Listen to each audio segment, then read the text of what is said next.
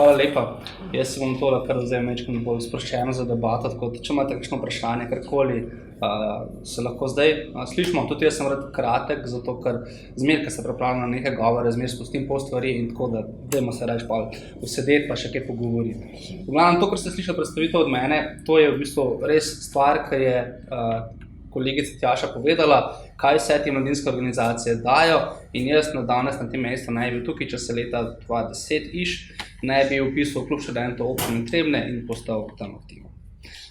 Zdaj sem pa, kot ste slišali, sem predsednik Mladinskega sveta Slovenije. To je ena zelo luštna organizacija, sestavljajo namreč tako, se pravi, organizacije različnih nazorskih usmeritev.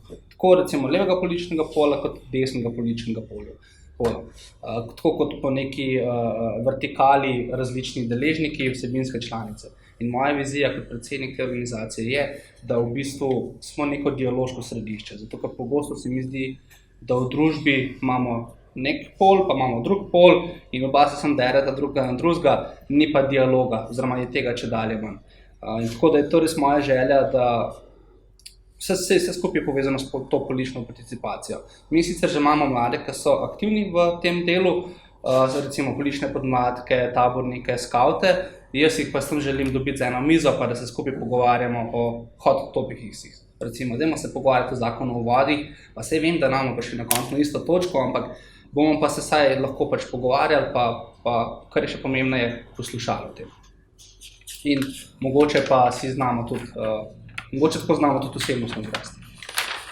Kar se tiče politične participacije mladih, bom začel s stereotipom, da mladi niso aktivni, da mlade ne briga, da jim dol visi, da jim je vseeno, v kakšni družbi živijo in da pač ne bodo sodelovali pri kreiranju družbe kot take. Mladina 2020 je raziskava, ki se je pred kratkim pokazala, je v bistvu zavrnila vse te očitke, oziroma zanimanje še vedno ni na takem nivoju za politično participacijo, kot bi se spodobilo, da je. Se je pa pokazalo, da je mladina napram 10 letih nazaj vedno bolj in bolj aktivna, sem da ima pač neke svoje načine, kako se izraža in pride do svoje besede. Kar je zanimivo je to, kar je pa sicer zanimivo in tudi plod tega, kar sem prej povedal, da je pa tudi čedalje več mladih pripravljenih za uresničevanje svojih želja, pripravljeno poseči po nasilju. In zaradi tega se mi zdi pomembno, da se vedno bolj vračamo k dialogu in delamo to, kar delamo mladinske organizacije, da opolnomočimo posameznike, da se znajo pogovarjati, znajo se spoprijeti s krizami in tako naprej, da bo to spet se normaliziralo. Ena stvar, seveda danes sem v bistvu tukaj, da povem nekaj o dobrih praksah, kako zabuja to pobudništvo in v bistvu kaj bi lahko odločevalci odnesli do tega. Ena stvar, ki jo Mladinski svet Slovenije dela na nacionalni ravni, je tudi zadolžen za njo, po uradni strani, je mladinski dialog. Mladinski dialog je v bistvu komunikacija mladih z odločevalci. To pa lahko delimo na več nivojev. Bom začel recimo čist primer od danes. Danes smo imeli na Mladinskem svetu Slovenije delavnico na srednji šoli iz Novega mesta, kjer smo se v bistvu pogovarjali z njimi, kaj na šoli jih moti in kaj bi si želeli, da se spremeni. Mlade smo dali po skupinah, skupaj so se pogovarjali, izluščali uno idejo, ki jih najbolj moti in v bistvu naredili pitch za profesorco, da jih to moti in da si želijo, da se izboljša. In v bistvu tukaj je čist nek mikronivo dialoga z odločevalci, sem da na tem nivoju to profesorca ali pa ravnatelj. Potem poznamo mladinski dialog na lokalni ravni, je v bistvu dialog z župani, z odločevalci, občinskimi svetniki. Mladinski svet Slovenije vodi dialog načeloma na nacionalni ravni, se pravi nek dialog z ministri, ministrstvi, predsednikom vlade, republike in tako naprej. Obstaja pa še mladinski dialog na evropski ravni, ki pa je tudi MSS vključeno v njega in to je preko Evropskega mladinskega foruma se ponovno organizirajo konference, dogodki, kjer se pa v bistvu pogovarjamo z evropskimi odločevalci, evropskimi poslanci, evropskimi komisarji in da ne bo ostalo sem pri pogovarjanju. To je bilo na začetku ful popularno, da se ima ta inštrument kot nekaj, s katerim se lahko odločevalci hvalijo, mladi so pa zadovoljni, da se nekdo pogovarja z njimi. Zdaj smo, mislim, da šli na eno fazo naprej. Zdaj zahtevamo da si zaslužimo biti slišani in da se tudi dejansko kaj naredi.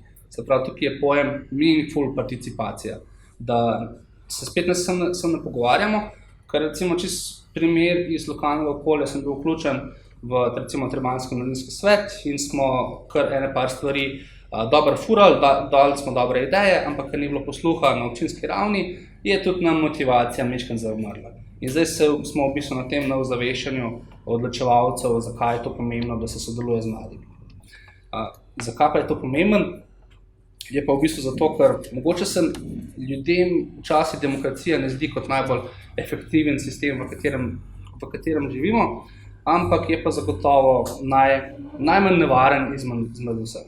Če pa hočemo, da je demokracija kakor tako uspešna, pa potrebujemo, da imamo vključeno oziroma aktivno družbo. Vemo, da pač imamo tako tiste, ki mislijo, se pravi po eni strani, po drugi strani, pa imamo malo političnih stran, ki si mislijo svoje, pa imamo malo kapitala in mi si lahko naredimo neko smiselno, ugodno življenje za nas, samo če smo mi lahko dosti glasni, da vse te ostale faktorje majčkeno znormaliziramo. Zato je pomembno, da v bistvu mlade začnemo že od zelo zgodaj učiti in mislim, da smo v zadnjih 10-20 letih naredili kar velik napredek.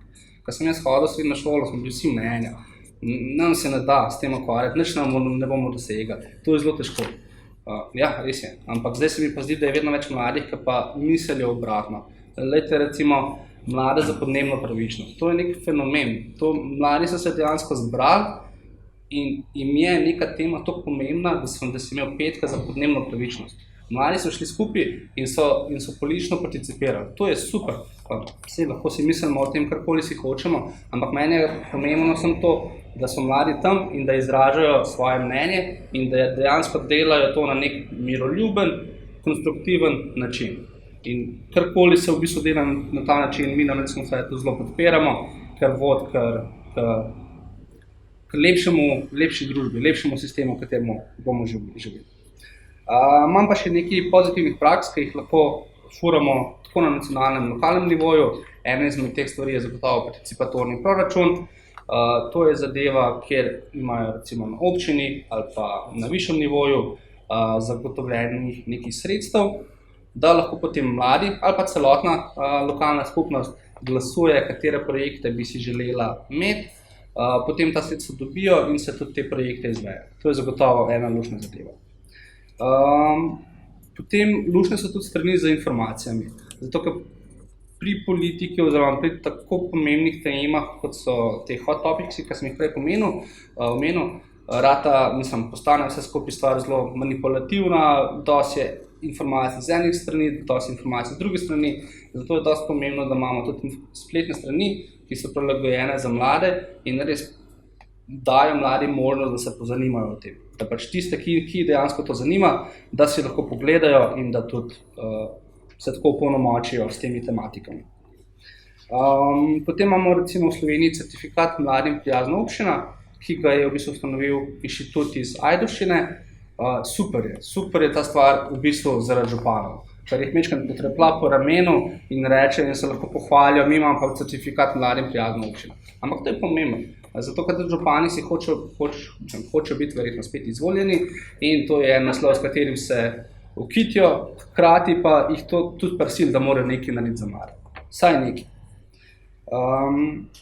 Kar je pa najbolj pomembno, je pa v bistvu širjenje zavedanja v družbi, da skupnost smo mi in da ne samo prelagati odgovornost na druge, da bodo nekaj naredili, ampak če hočemo, da se nekaj naredi, dajmo zagrabiti, dajmo skupaj stopiti, pa dajmo predlagati rešitev in tako se da marsikaj spremeniti. Zaključil bi v bistvu s tem, kaj se pa lahko odločevalci naučijo od mladih. Jaz bi rekel velik te zagnanosti, pa mogoče majčkeno naivnosti, a hkrati iskrenosti. Politika je res težek posel, zato ker imaš sestanke, ne vem, kako bi to lepo rekel, kjer se zelo veliko regaš, mediji te napadajo in zato pač politiki včasih ali postanejo neodzivni, ali se začnejo brigati za svoje interese in od mladih se lahko naučijo to, da pač obstaja neka želja oziroma obstaja skupina ljudi, ki imajo neko željo in ta želja je v bistvu narejena sem iz želje po boljšem jutri. In to se mi zdi, da je vredno poslušati in upam, da bo to tudi kakšnega odločevalca spodbudil k poslušanju in upoštevanju mladih. Mi imamo namreč en rek, ki sem prav, nič o mladih brez mladih, in mislim, da se tega je treba kar držati, zato ker konec koncev vse odločitve, ki se danes sprejemajo, bomo mi, ki smo mladi, njih najbolj občutljivi. Hvala.